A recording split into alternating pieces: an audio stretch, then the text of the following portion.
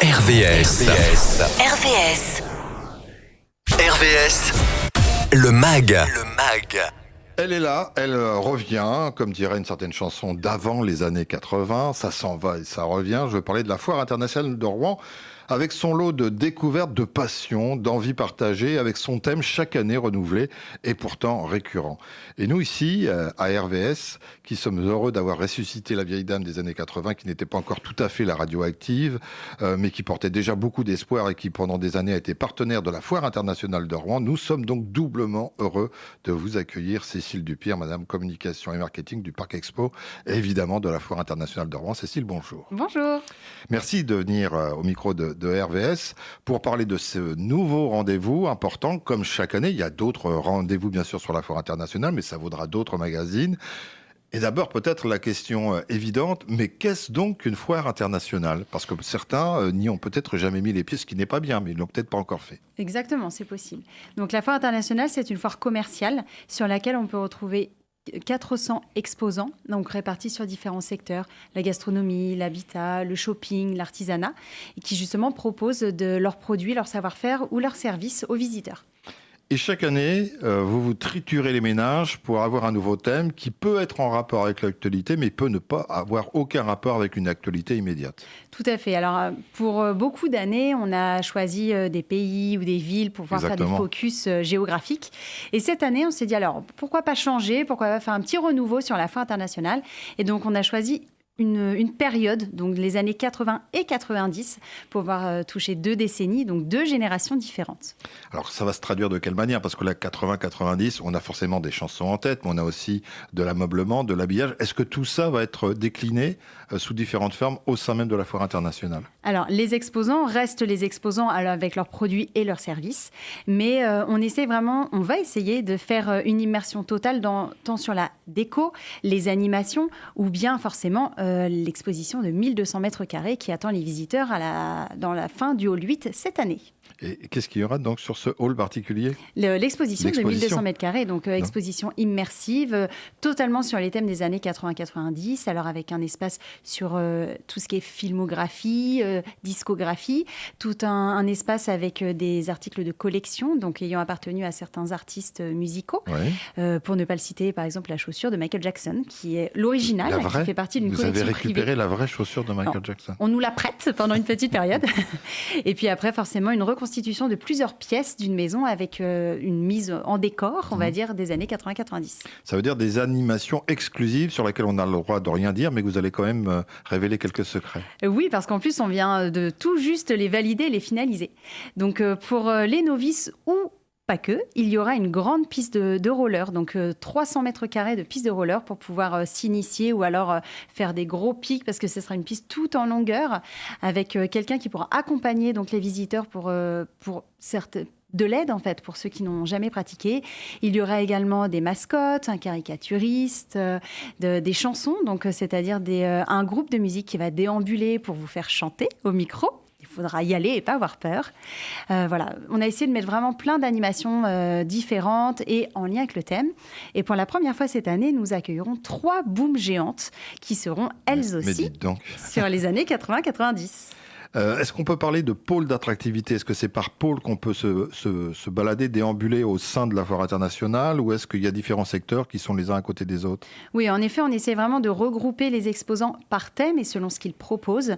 Donc, selon les halls, il y a un thème plus ou moins différent. Donc, pour le citer, il y a le hall 5 qui propose tout ce qui est gastronomie et restauration, le hall 7 qui va être concentré sur l'amélioration de l'habitat, le hall 1 sur l'ameublement, le hall 4 on accueille la CMA, donc avec ses artisans. Oui. Voilà, on essaye d'avoir une cohérence dans la visite pour le visiteur, notamment pour pouvoir répondre à ses besoins, que ce soit sur un projet bien spécifique ou bien simplement pour leur faire découvrir des nouvelles choses sur la foire. C'est pas pour vous reprendre, mais c'est pour les 1 ou 2 qui ne sauraient pas, le CMA, c'est la Chambre des métiers et de l'artisanat, qui effectivement, vous avez dit le mot artisanat. On va passer un peu en coulisses, parce que c'est un moment récurrent, c'est un moment important. Encore une fois, je le répète, il y a des tas d'événements que vous réalisez ou que vous co-organisez tout au long de l'année. Celui-là, vous avez dit combien ? 400 exposants ? 400 exposants, 400 exposants. Combien de temps ça prend pour se préparer, pour avoir les bons exposants, pour les les éventuelles défections de dernière minute.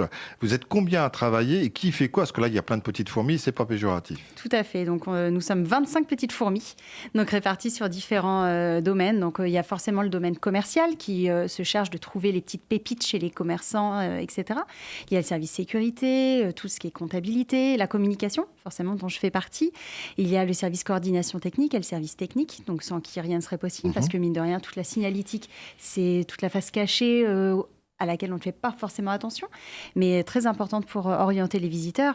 Voilà, on est vraiment une équipe complète qui travaille des mois et des mois. C'est-à-dire, pour vous donner un chiffre concret, on parle du thème de l'expo suivante, de la foire suivante, quasiment à la fin de l'année N. Donc pour l'année N+1, on est déjà en train de réfléchir quasiment un an avant pour pouvoir trouver un thème attractif. Est-ce qu'il peut y avoir des thématiques qui soient en rapport avec une actualité récurrente? Je pense à 2027, je ne pense pas au présidentiel, je pense à l'Armada. Est-ce que vous avez parfois décliné une thématique en se disant on va la faire coïncider puisque la foire précédera l'Armada l'année prochaine? Est-ce que ça peut avoir un intérêt ou vous dites non, c'est un peu trop facile et puis nous, ça serait un peu trop réducteur? Alors oui, ça aurait un intérêt. La difficulté aujourd'hui qu'on peut rencontrer, c'est que l'exposition, nous ne la créons pas. On fait appel à un prestataire dont c'est le métier, de créer des expositions et qui fait tourner dans l'intégralité des foires expo de France.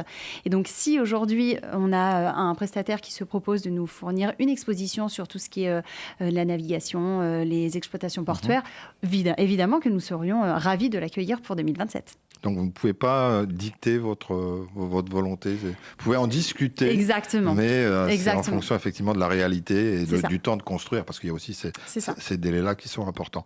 Cécile, vous êtes toute jeune, mais on vous connaît déjà depuis un certain temps à la foire internationale. Est-ce que vous avez un souvenir particulier? Je parle juste sur les foires internationales, des moments particuliers, forts, des rencontres, des mariages, je ne sais pas.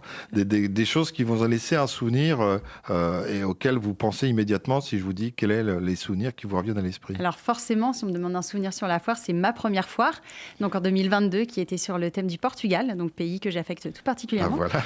Et c'est vraiment le moment clé, c'est quand on ouvre les portes pour le premier jour. On ouvre les portes et là, on voit tous les visiteurs qui ont en plus la banane. Et c'est ça, nous, en fait. C'est ce qui nous anime dans l'événementiel, c'est pouvoir voir les visiteurs au rendez-vous sur le premier jour, qui sont vraiment en attente du contenu qu'on a pu leur réserver, qui ont réagi en amont sur les réseaux sociaux, évidemment. Et c'est ça vraiment qui nous fait vivre et qui reste gravé dans nos mémoires tous les ans. C'est la satisfaction du visiteur et surtout le visiteur au rendez-vous. On parle souvent, très souvent, et qui plus est en ce moment dans cette période d'élection, d'attractivité du territoire. Vous voyez l'importance de cette foire internationale en termes d'attractivité, parce que souvent, on va y passer peut-être une journée, une soirée, et on peut aussi se dire qu'on peut aller aux hôtels en face et puis découvrir une partie de la capitale normande. Parce que je dis que Rouen est la capitale normande, mais ça, les cadets ne m'en voudront pas. Non, bien sûr, on a conscience, nous, en tant qu'organisateurs d'événements, que ce que nous produisons à l'année a une influence sur l'économie locale, notamment sur le pôle du Madrier. Parce qu'on le voit, oui, bien sûr, il y a les visiteurs qui vont venir passer une journée ou deux, mais il y a les exposants qui viennent passer toute la durée de la foire. Et donc, c'est pour ça que tous les hôtels aux alentours du Parc Expo affichent complet sur la totalité de la foire. Donc la foire ouvre ses portes le 27 mars. À partir du 20 mars, quasiment toute l'hôtellerie aux alentours du Parc Expo est complète. Juste les dates du 27 mars au 6 avril, au lundi de Pâques. En continu. Oui, tout à fait. Et avec restauration, parce qu'il faut aussi le rappeler, restauration, animation sur place, thème le plus souvent fort. On a une idée, si je pense que vous l'avez, de la fréquentation. C'est-à-dire, est-ce que on sait que parfois, par rapport à la période de Covid, c'était très compliqué, même il n'y en a pas eu, mais c'était aussi de se dire, est-ce qu'on reprend du poil de la bête parce que les gens ont un petit peu piqué du nez à un moment donné après le Covid, on n'osait pas trop y retourner. Est-ce que vous sentez un engouement particulier en termes de fréquentation ? Oui, alors on ne retrouve toujours pas la fréquentation qu'on avait avant Covid et non pas pour des raisons sanitaires, mais bien au-delà, ce sont des raisons économiques. Le Covid a eu un impact sur la consommation des Rouennais, des métropolitains et des Français en général. Et malheureusement, aujourd'hui, ils ne sont plus forcément au rendez-vous sur le même nombre, mais c'est environ entre 80 et 90 000 visiteurs qui vont venir découvrir l'exposition de cette année. Il nous reste très peu de temps, juste peut-être rappeler une adresse mail pour pouvoir réserver, pour avoir toutes les informations complémentaires. Donc toutes les informations sont à retrouver sur notre site internet foirederouen.fr. Et vous avez hâte évidemment, Cécile, avec toute Évidemment. votre équipe. Merci beaucoup d'être passé au micro d'RVS. Et Avec puis on plaisir. rappelle le début de cette foire, c'est le 27 mars jusqu'au 6 avril. Merci Cécile. Merci beaucoup. RVS.